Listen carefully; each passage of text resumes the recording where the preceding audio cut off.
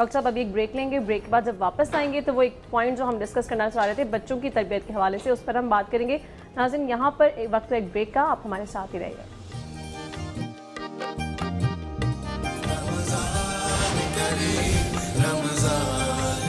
ناظرین ہماری گفتگو کا سلسلہ بھی جاری تھا، علامہ صاحب ڈاکٹر صاحب ہمارے ساتھ ہی موجود ہیں۔ ڈاکٹر صاحب جیسے ابھی پہلی میں نے جیسے بات کی کہ مینٹل ہیلتھ جسے کچھ سمجھا ہی نہیں جاتا انفارچونیٹلی ہمارے معاشرے میں،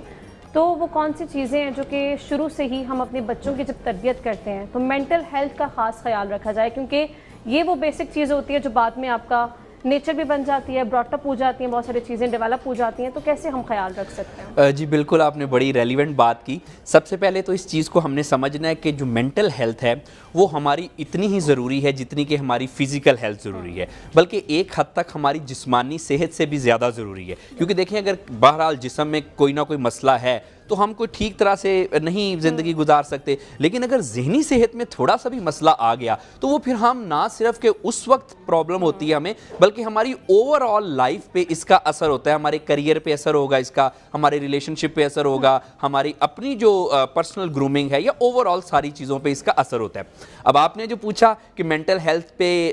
کیسے ہمیں فوکس کرنا چاہیے چھوٹی عمر سے ہی، تو سب سے پہلے کرنا تو چاہیے، اس کی اہمیت بہت زیادہ ہے۔ اب کیسے کی بات آپ دیکھیں کہ جہاں تک آپ نے بچوں کی بات کی، آج کل جو ایکسپیرینس میں آیا ہے کہ بچوں میں ریکارڈ کیسز آ رہے ہیں ذہنی و نفسیاتی امراض کے۔ آج کل جتنے آٹزم کے بچوں میں کیسز ہیں، جتنے ADHD کے یا چائلڈ ڈپریشن ہے یا OCD ہے، یہ مختلف ذہنی و نفسیاتی قسم کے امراض ہیں جو بچوں میں آ رہے ہیں، وہ پہلے نہیں آتے تھے۔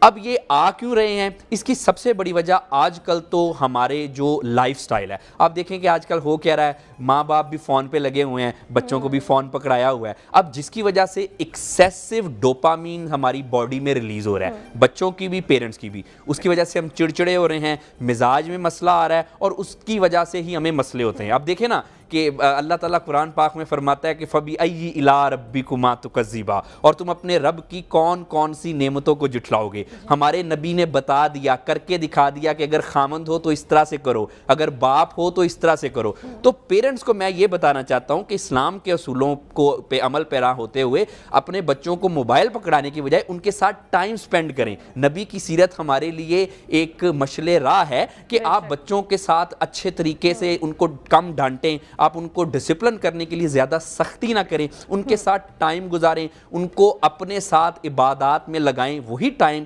جو بچے آج کل مختلف قسم کے گیجٹس کو یوز کر رہے ہیں، سیل فون یوز کر رہے ہیں، پیرنٹس خود سیل فون یوز کریں، اور اس کے بعد پھر عام طور پہ جو ایکسیسو ڈوپامین ریلیز ہوتا ہے ایکسیسو سیل فون اور یہ دوسرے گیجٹس یوز کرنے کی وجہ سے، اس سے پھر پیرنٹس کے آپس میں کچھ جھگڑے وغیرہ ہوتے ہیں، جس کا عام طور پہ بچوں پہ نیگیٹو اثر ہوتا ہے۔ ایک تو یہ ریزن ہے بچوں میں ذہنی و نفسیاتی مسائل کی، اور اس طرح سے ہم اس کو حل کر سکتے ہیں۔ دوسری بات اگر دیکھیں کہ اگر یہ آٹزم وغیرہ کے مسئلوں کی بات کریں